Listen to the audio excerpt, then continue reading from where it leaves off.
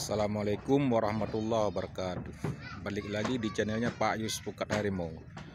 Oke kawan-kawan, sekarang saya berada di tempat pengeringan ikan ataupun ikan asin di Desa Pusung Baru, Kota Lok Sumoy, Aceh.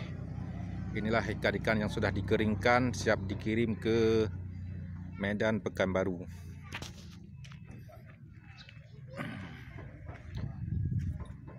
Ini kawan-kawan, ada ikan udang kering,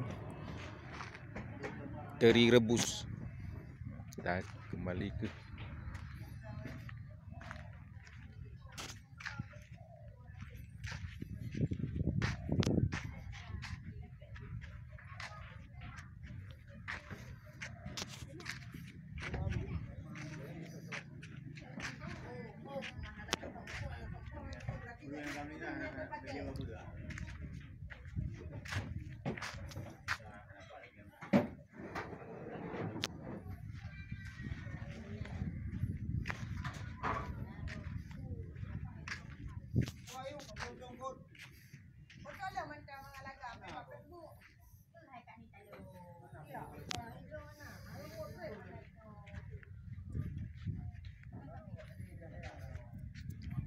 Oke, ini ikan teri yang sudah dijemur.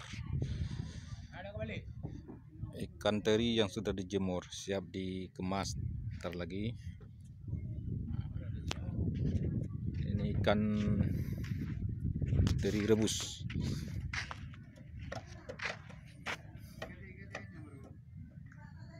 Oke kawan, itu aja sementara video ini. Bagi yang suka, tolong di like, komen, ataupun subscribe ke channelnya Pak Yus Pukat Harimau. Oke, terima kasih banyak. Assalamualaikum warahmatullahi wabarakatuh.